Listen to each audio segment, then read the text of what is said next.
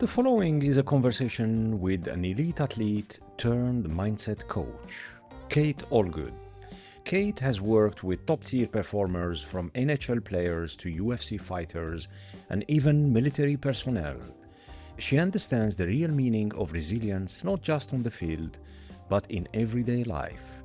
This is Pre-Zero Sports Talk podcast, and I'm your host, Sid Bensala. I'm genuinely excited to share this conversation with you today because Kate's insights are impactful and deeply important.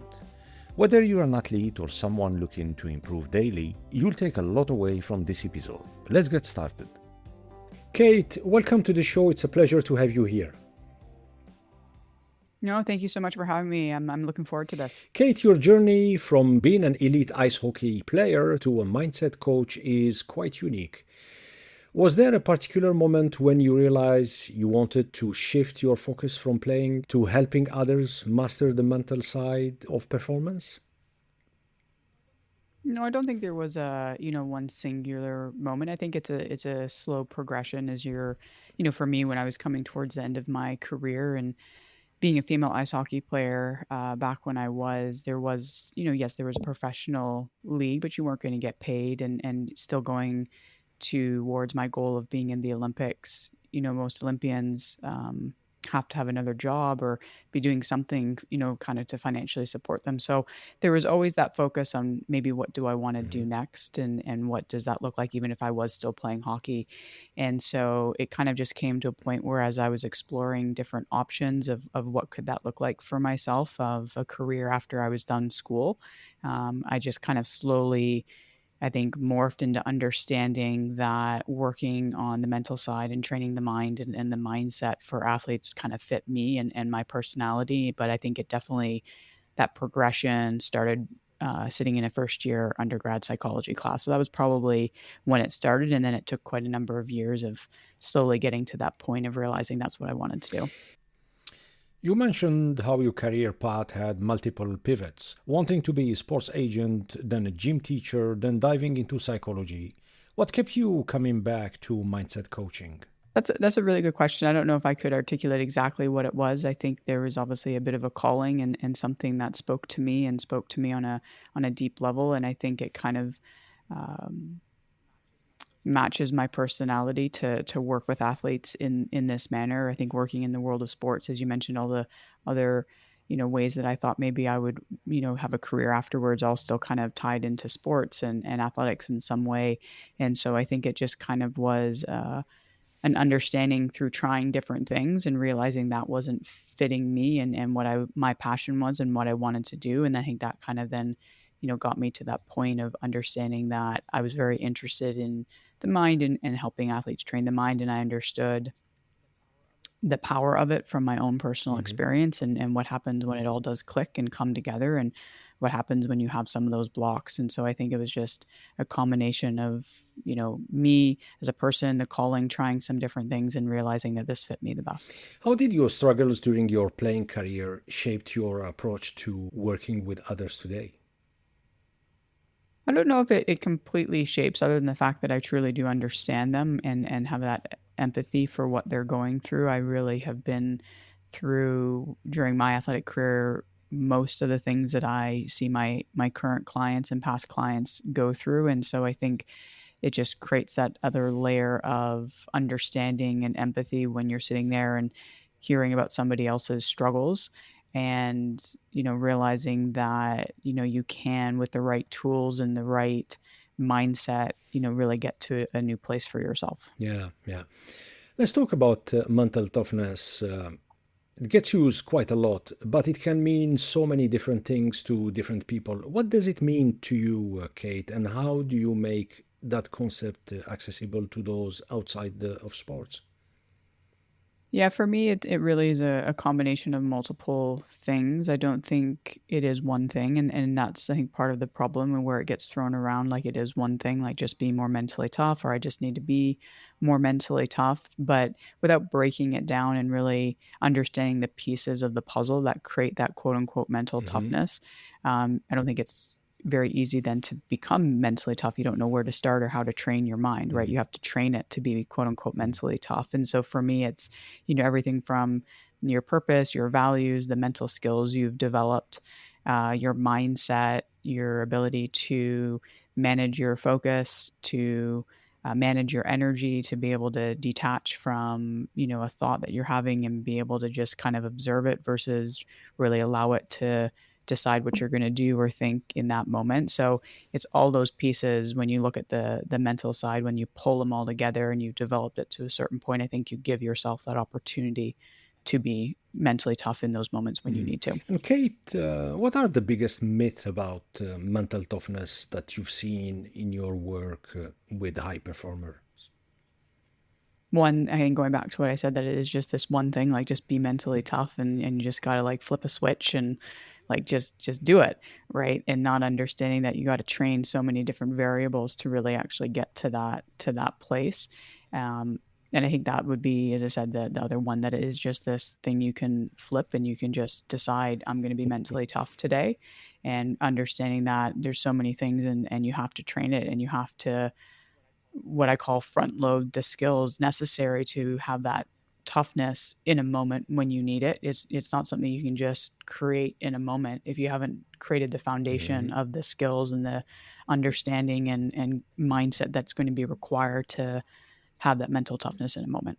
So, if someone is listening now and they want to start building their own mental toughness today, is there a one simple step that you will recommend, or?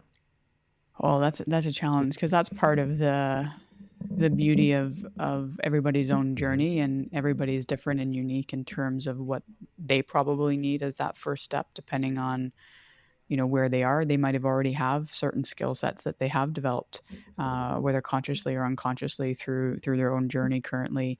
And so then obviously you're wanting to find like what's that next, skill or mindset or approach that's really going to fit you, or start to build that next aspect to yourself. So I think maybe in one sense what you could do is, think of things that you think you do well, when you break it all down in terms of, uh, do you have a purpose?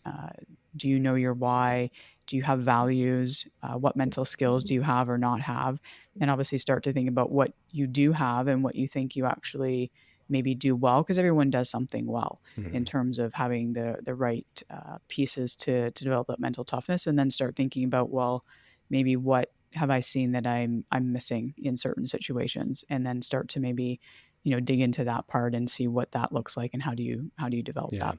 You mentioned, Kate, feeling both external pressure from family and internal pressure as a perfectionist. How did you learn to manage that?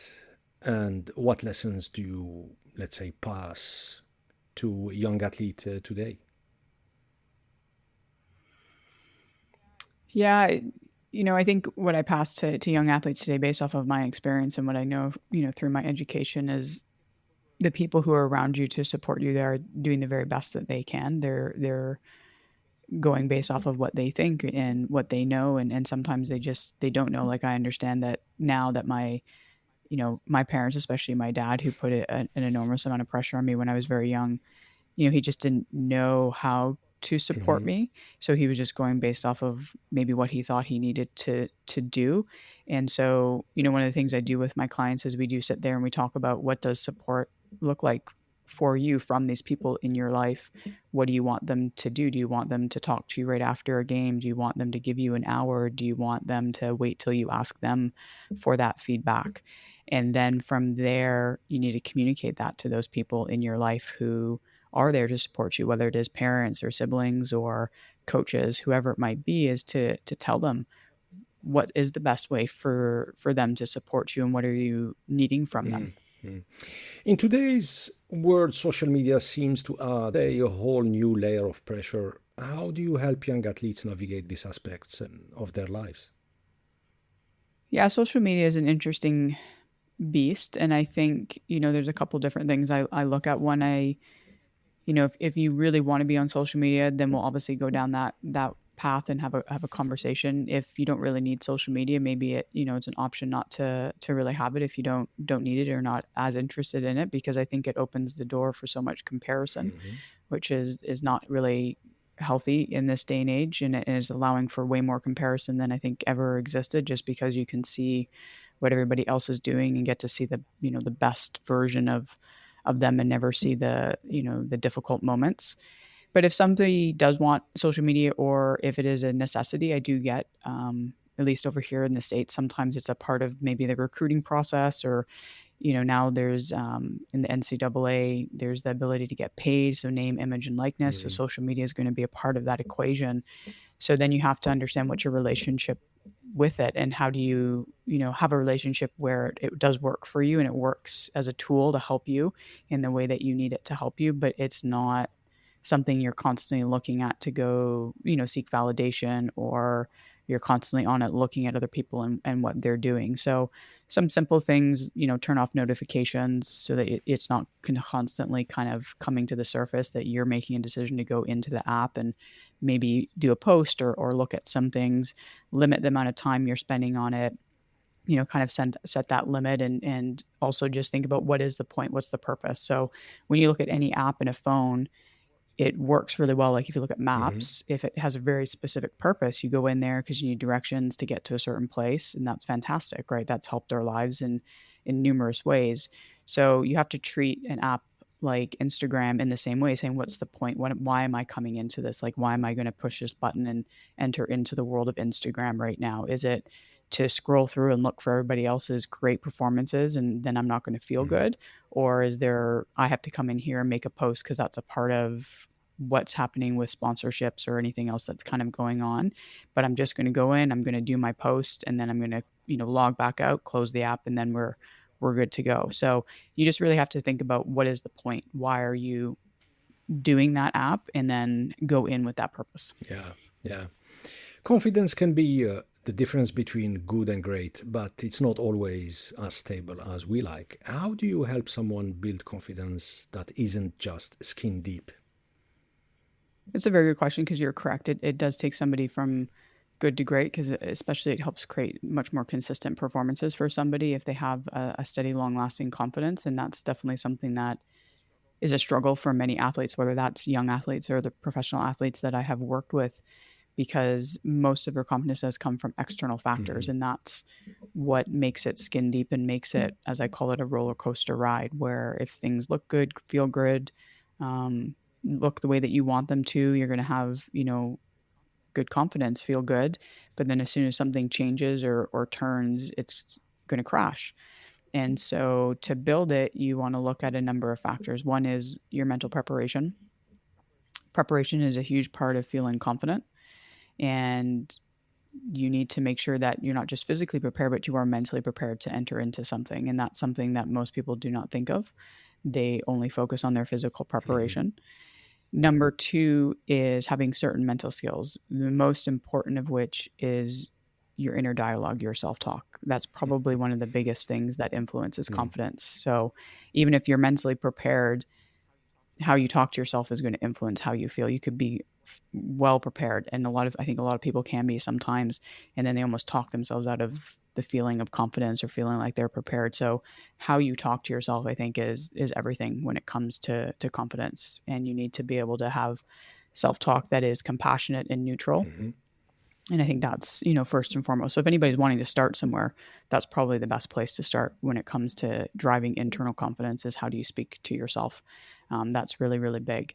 And then training in adversity, because a big part of confidence is being able to head into something and know that you can handle the obstacles or the adversity that's going to come. You don't know what it's going to be, but you have to trust your ability to do that. And if you've trained in adversity or dealt with some adversity, you're going to have a little bit more trust in yourself to be able to deal with it, because you have, and you've overcome it, and you figured out ways to overcome it. So it's going to build some of that trust in terms of your ability to do that with the unknown moving forward. But again, it comes back to, how are you talking to yourself? Are you talking to yourself to support that you've trained in adversity and you can figure it out? And then finally, looking at small successes. So most people base their confidence off of the big things, or they're waiting for the big thing that they're going to do to give them the confidence that they need. Whereas every day you can find little successes that are going to help you to build the foundation of confidence, because that's where confidence comes from, is the small things you're doing, the things that maybe you almost think well, of course I would have done that because it's an easy thing to do, but everything's a choice. So there's no guarantee that you could have chosen a different path, or you could have chosen not to do that small thing today. Because when you look at success, it's built on all the 1% things you did that made you better. It's not based off of one big thing that you did. It's what are you doing every single day to build that Yeah. foundation. So for preteens and teens, it's tough, right? Especially for those whose confidence seems completely tied to how others see them, whether it's peer pressure, social media, or external results.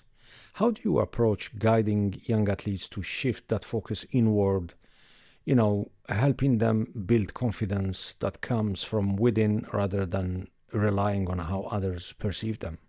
That's a good question. So I think it part of it comes from what I already mentioned, but Mm. then it's making sure that you know what your values are, your own expectations, and what you're looking for from yourself, and understanding, and really, I guess, looking from it from a perspective, it's not about results, in that um, you need to understand that the journey itself is meaningful and purposeful and fulfilling. And when you kind of come from that place, then you stop looking to outside things, whether it's outcomes or other people's approval and validation, to make the journey meaningful. It's meaningful in and of itself, and you're really just looking for the quality of the experience to really give you that fulfillment.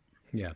Can you share, Kate, the story of someone you worked with who struggled with confidence and maybe just some practical steps you took together to turn things around? Yeah, so I worked with a supercross motocross Hmm. athlete here, and obviously being a professional athlete, had a lot of was already very skilled physically, knew obviously how to do the sport from that perspective, because he was a professional, and you know when in practice could ride with the best of them. But then obviously translating that into a competitive environment was not really happening, and a big part of that was a lot of self-doubt, and some of that came from some injuries he had sustained. And that's going to be the case for most athletes. If you've sustained some injuries or a number of injuries, right, a little bit of that confidence kind of maybe does go away with that coming back.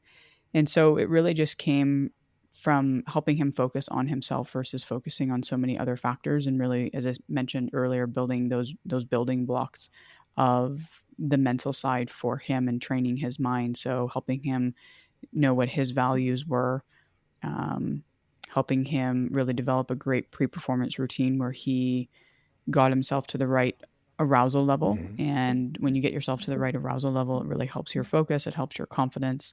And needing to help him make sure he shaped what he did before the race that drove his mind into the right place. And that, I think, was a really big, factor for him. And then just really keeping things simple, and really not trying to overcomplicate too many things, and just keeping his pre-performance routine simple, keeping what he was doing while he was on the bike, and maybe even if things weren't going well, where does he place his focus, keeping it on simple factors, and just helping him not really get too caught up in his own head.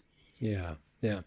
You emphasize setting the tone for the day with the morning routines. Why do you find that so important, and how can our listeners incorporate that into their lives? Yeah, morning routine is really important. I think I'm not the only one who will say this, but how you start your day is kind of how your day is going to Hmm. go, and so I think it really sets the tone for the day. And great athletes, great leaders in various sectors, they all understand this, so they're very intentional with how they start their day, and they do it even from before they put their feet on the ground. So it's not even what you do right after you put your feet on the ground, getting up out of bed. And there are some great things that you can do. One, you can, start off with doing some nice deep breathing just to kind of get yourself settled. Really focus in on your breathing and make sure that you're entering into the day more in that sympathetic, um, or sorry, say parasympathetic nervous Hmm. system, so that you're not getting up. Maybe, for a lot of people, they might hit the alarm button, bolt up, and then kind of in that rushed state from the get go, versus, let's enter into the day kind of more in that calm state. I think doing a little bit of imagery around how do you want your day to go, again, with also part of it being able to let go that it's not going to go exactly how you intend it, but you can still create that intention of how do you want this day to kind of flow for you.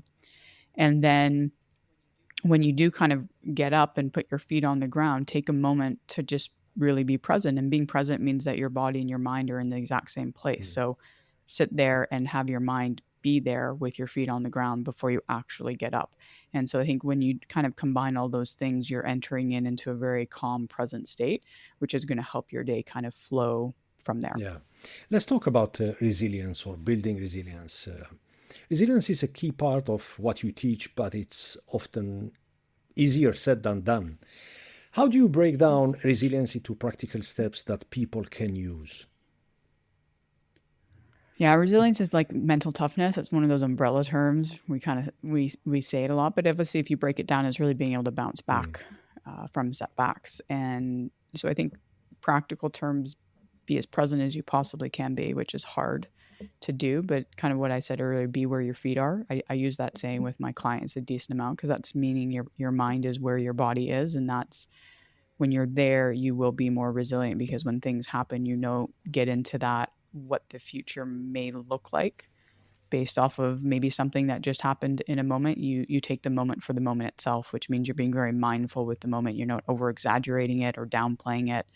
And I think when you go either direction and you maybe amplify what's just happened, it makes it harder to be resilient. You get caught up in your Mhm. head and the what ifs and kind of looking at how this could cascade out versus just be in that moment and deal with what that next step may be for that situation. Don't worry so much about the next 10 steps. Be with that step, and that's definitely going to help you be much more resilient. And you can practice and train yourself through meditation to be able to be more mindful and be more present, but also just being conscious of where is my mind? Is it in the same place as my feet are? And is that where it needs to be? And it doesn't mean you can't ever think in the future if there's a time and place to have to analyze or plan, but make sure that's the point of what you're trying to do, not it's just doing it while you're supposed to be focused on something else. I think knowing your values is also really important for resilience. So a lot of us will have multiple values, but they've definitely shown that, very successful and resilient people kind of bring them down to two core values. And again, it's just one of those things where if 5 or 10 things are important to you, things are going to start to slip, right? So if you're charging your energy all towards two values, and by doing that, the other ones kind of happen or fall into place because of that, your values are going to help guide you in tough Mm. times. They're going to be the guiding post, the thing you're going to lean against, and the thing that also kind of exemplifies you at your best, which is a part of what you need to do maybe to be resilient and to overcome something. And then the final thing that some research has shown with really resilient people is they're very good at detaching their thought process from them, and they do a simple thing by saying the story I'm telling myself is dot dot dot, whatever that story may be. And by just putting those few words before whatever it is their mind is telling them in that moment, they're able to create a little detachment, a little space, which helps them then to be much more calmer, clear of what maybe they need to do versus getting caught up in the story and again making things bigger than they really are, and seeing 15 steps from Mhm. now what it could be when it's like you just need to be right here and detached from the story you're telling Yeah. yourself.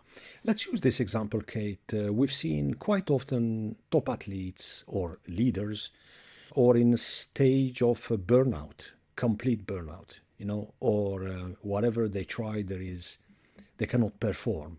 And then they start questioning themselves. It's a drive athletes to a mindset where that's it.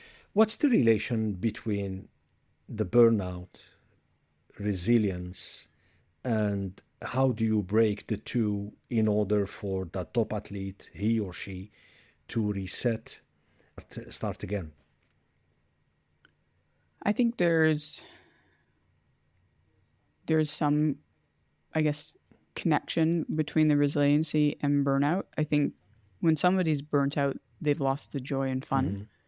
of what they're doing. And I think that's first and foremost. And I think, obviously when you're having fun, you probably are more resilient. And going back to the things I mentioned about being more present with resiliency, that would tie into burnout as well. Why somebody has gotten to burnout, that will usually dictate what it is that they need. But I definitely know losing the joy and fun is a big part of it. And sometimes just helping them reconnect with that and getting back into enjoying and loving the sport again and having the mindset like they did when they were a kid is what's going to work for them. And for some people, it is they need to take a break. They need to really go explore some other things or just get some space. I know for myself that's what was needed. I kind of needed some space, and perspective and to deal with some other things that maybe were part of what was causing me to have the burnout.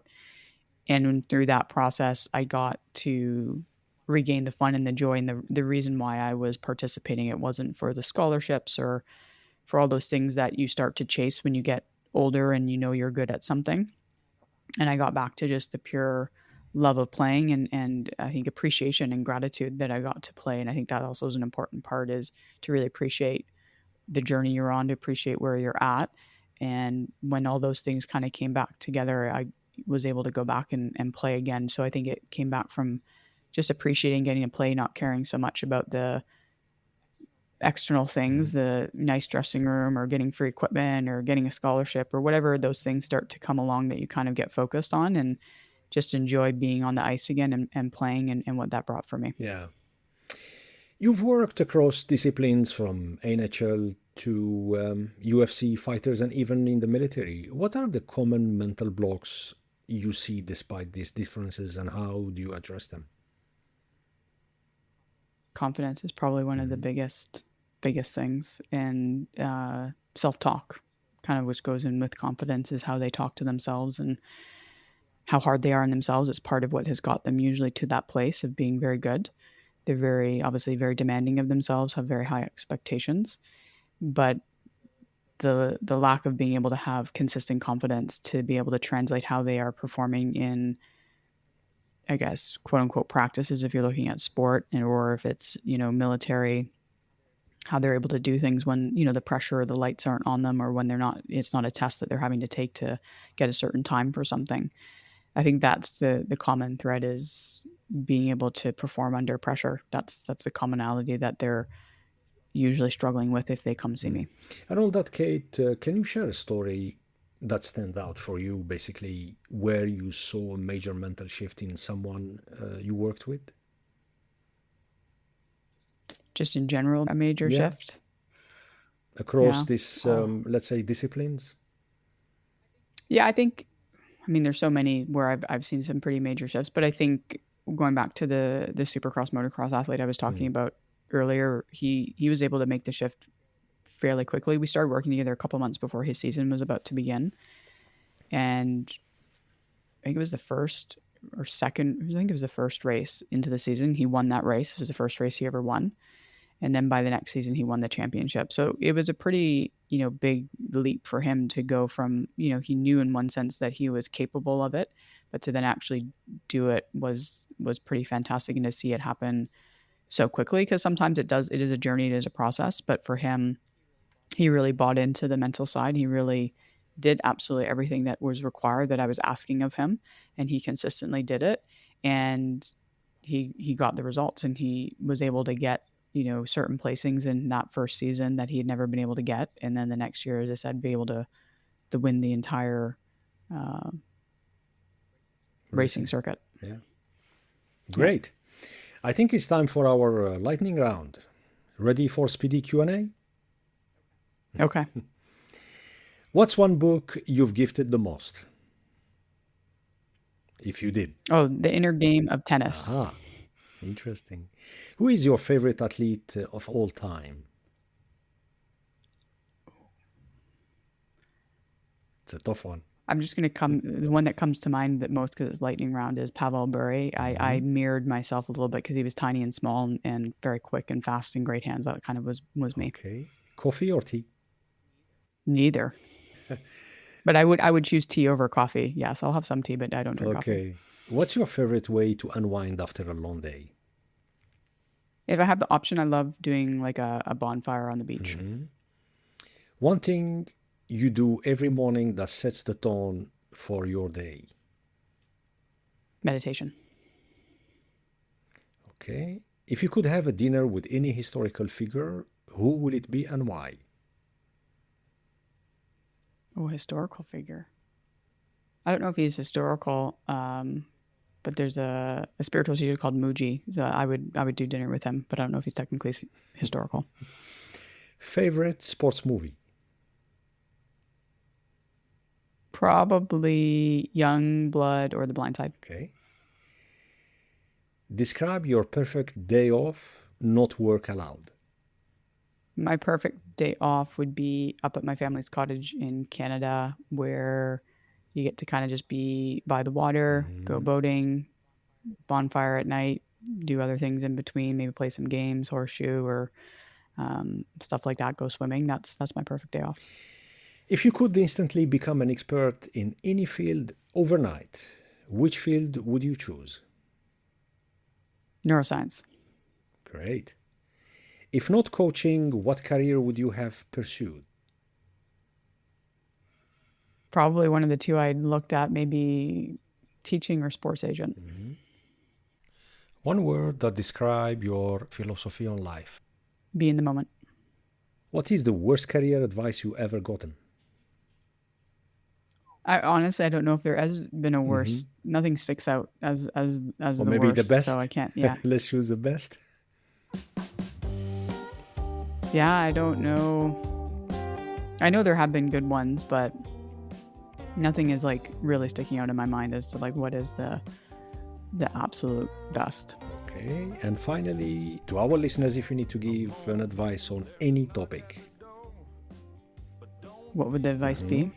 Really seek to enjoy the quality of the experience. Make that the entire purpose for what you are doing, because when you do that, you're going to enjoy the journey and have more moments of flow. Excellent. Before we wrap up, Kate, can you tell our listeners where they can contact you, learn more about your work, or connect with you online? Yeah, so my website probably is the best. It's qpathlete.com. That's going to have all the information on myself and different services and ability to contact me, even maybe sign up for a brief discovery call with me. If you're looking more from a social media standpoint, Instagram is probably the best, and my handle is qpathlete. I do post there pretty regularly, and then I do post on YouTube. You'd want to look for Quantum Performance. Excellent. Kate Allgood, thank you very much for joining us today. Thanks a lot. Thanks so much. I hope you enjoyed this conversation with Kate Allgood.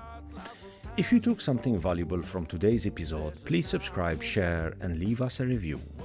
I want to leave you with a quote from Eleanor Roosevelt. The future belongs to those who believe in the beauty of their dreams. Stay resilient, stay curious, and remember, greatness is within all of us. Until next time, bye-bye.